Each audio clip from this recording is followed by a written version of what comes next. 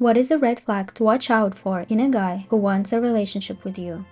Most grown women come to realize this. If a guy is nice to you but mean to everyone else, it's not that he thinks you're special. He's just an asshole that's capable of pretending not to be an asshole. He tries to stop you from spending time with your friends, or when you're with your friends, he is constantly messaging you to find out where you are and who you're with. The best advice I can give you is, if you want to know who the man is, look at his friends. Joke's on you, I don't even have friends. The way he talks about his exes. Red flag if all of them are crazy. He wants you to be a part of what seems like a pyramid scheme. He says it's not, but you're pretty sure it is, even after he explained it to you as a sure thing to become rich quickly. I've explained this 100 times, Kathy. It's not a pyramid scheme. I want to open a pyramid construction company. Totally different things. Some say having a lot of female friends. I'd argue the opposite. If he has no platonic connections to any women, I'd be worried. If he gets upset when you say no to things. If he doesn't ever admit to being wrong. If he throws or hits things when he's angry. When they were already an adult when you were born. Age differences shrink as you get older. For me, it's if he's overly interested in my domestic skills, cooking, cleaning, etc. If he's asking about that, it's generally a sign to me that he's looking for a replacement mommy or maid more than a girlfriend. Same goes for if he immediately says, I am no good at cooking. There is no weaponized ignorance allowed in my world. House chores are shared, period. I don't exist solely so you never have to wash your own underwear again. Nope. Testing boundaries to see your reaction, and apologizing or saying it was a joke if you have pushback. I call it boundary fishing. They try to see how far you will go on a subject, and if you show weakness, exploit you for everything they can. This is a huge one. They're used to emotionally abusing people if they do that. Narcissism 101. If he seems to be very pushy or doesn't seem to know the meaning of the words no or stop, even for little things, it is a red flag. If he won't even respect your boundaries for minor things, then it is a surefire sign that he will cross major boundaries later on. People who say they're living with their ex to help them with stuff, they're still together and he's lying. Pay attention to how they talk about and handle their past friends and exes. That could be you one day. Yep, especially if they have kids with that person. It's hard to hide your feelings about your ex when you still have to share parenting duties with them. So pay attention to how they talk about that person and how consistent they are about their guidelines in dealing with that person.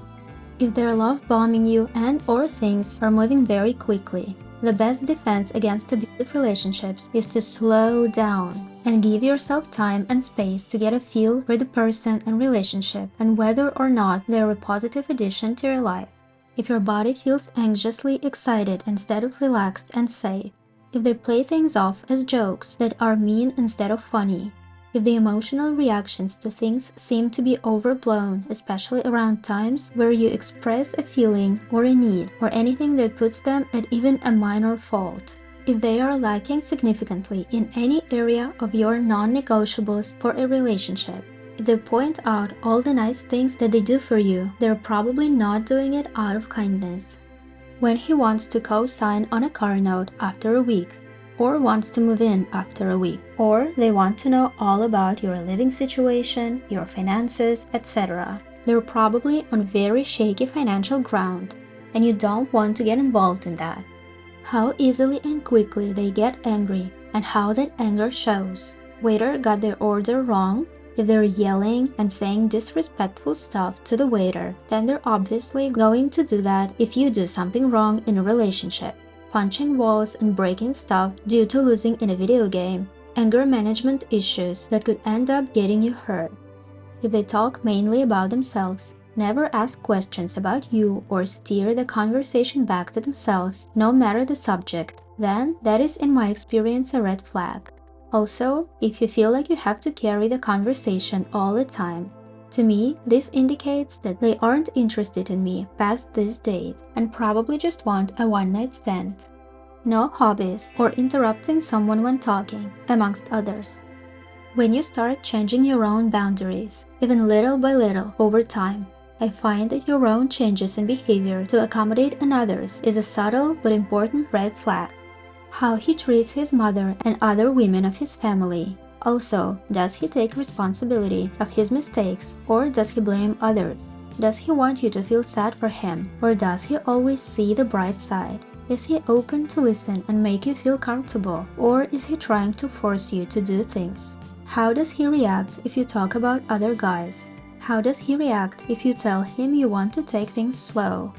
Look at how a man treats unattractive women. It's similar logic to the pay attention to how they treat the waiter advice. But waiters still handle your food, so most people, even the assholes, know not to be rude to them. I've found that a lot of men will be kind and respectful to women they only find attractive or are in positions of power. I once had a date straight up take an overweight woman's bar stool. Her coat was on it when she went to the washroom. When I called him out, he said she could use the exercise. There was no second date.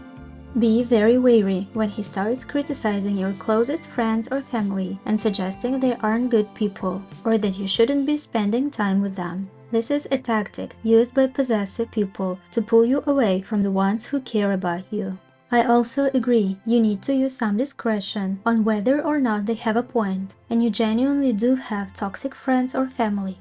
If a guy orders for you at a restaurant without your input, don't object, just get up to use the restroom and call a cab. I went on a date with a guy who couldn't accept that I wanted a steak. He ordered me a freaking salad. I hate that shit. I excused myself and blocked him. Never fall for the just one time or just this one excuse. Trust me, they intend for more than one. There is a lot of very concrete advice all over the place here, but let me suggest something a little more meta. Learn to listen to and trust your intuition. The human brain has millions of years of evolution behind it. You are the product of thousands of generations of animals whose survival depended on understanding the danger presented by various other hominids around you. All of those skills are in there sending you little signals. A lot of our culture, especially for women, trains you to ignore them, to be polite, kind, to get along with people. That's important too. Most people are safe, and it's good to get along with them. But those signals are still vital and can save your life. So the most important thing is to trust your gut. If you have a bad feeling about a guy and you don't know why you do, that doesn't matter. Your frontal cortex doesn't need to do the job of your limbic system. It has already analyzed a much wider variety of data more efficiently than it can, and it's telling you the conclusion in the form of a hunch, gut feeling, or vague sense of creepiness. Don't discount that part of your brain. It's how your ancestors survived.